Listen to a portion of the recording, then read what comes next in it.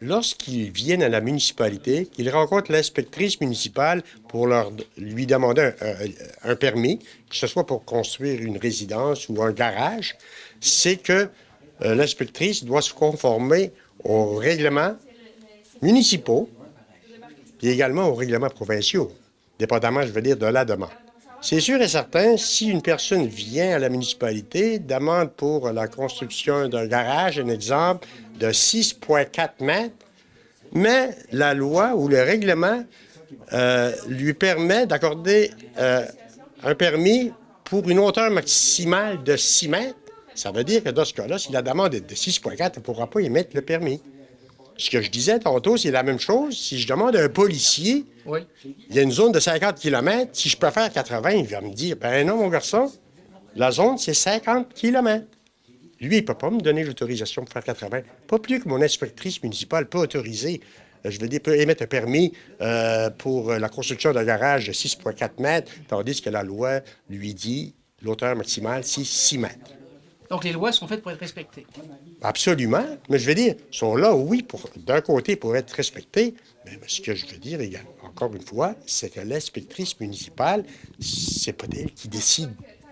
C'est pas la décideuse. Elle décide, dépendamment, je veux dire, des lois et des règlements. Dites-moi, vous avez parlé de la mise à jour des rénovations qui ont cours à l'Aréna actuellement. On en est rendu. Ah, on en est rendu, c'est qu'au niveau de la superficie glace, là, oui. Bon, ça, c'est sûr qu'on a eu un peu de retard. C'est dû, je veux dire, au courant électrique, Hydro-Québec, une demande qu'on a faite depuis mars dernier. C'est pas encore complété avec Hydro. C'est par rapport qu'il manque d'ampérage pour ventilation, chauffage, qui est nouveau dans notre aréna, puis la partie glace, compresseur, etc. Ça fait qu'il manque de l'ampérage. Ça doit être réglé sous peu. On s'attend à ce que la partie glace soit offerte, si on veut dire, à la population, là, je veux dire, durant la 3e semaine de novembre. On est toujours dans le respect des coûts. Vous en avez parlé on est toujours dans le respect des coûts. 8 millions de règlement d'emprunt.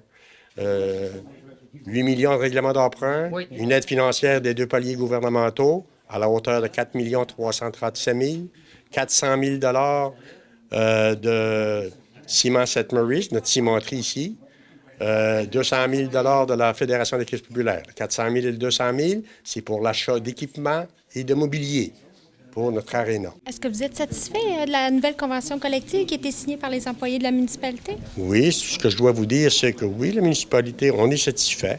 C'est quand même une convention qu'on a réglée, je vais dire, dans l'harmonie, si vous voulez, avec les représentants syndicaux puis nos représentants municipaux. Il n'y a pas eu de brouhaha, tout s'est bien réglé. C'est sûr que c'est une augmentation au niveau salarial de 20 mais ça s'explique. C'est 6 la première année, soit l'année courante, 2023, 5 en 2024, puis 3 pour les années futures, si vous voulez. Mais on avait beaucoup de rattrapage salarial à faire. C'est par rapport qu'il y avait des salaires qui s'approchaient du salaire minimum. Puis pourquoi vous avez mandaté une firme d'architectes pour modifier les plans de la CPE? Ah, OK. C'est par rapport qu'on a une demande du CPE qui va déposer une demande pour l'ajout de 13 places supplémentaires.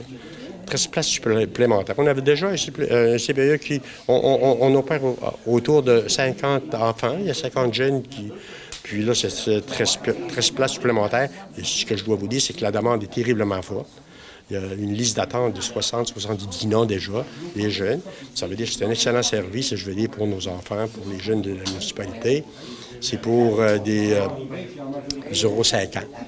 Puis le bâtiment appartient à la municipalité, soit en location. Ça veut dire que c'est à nous de faire en sorte qu'on puisse utiliser le sous-sol pour les 13 ajouts, les 13 places supplémentaires.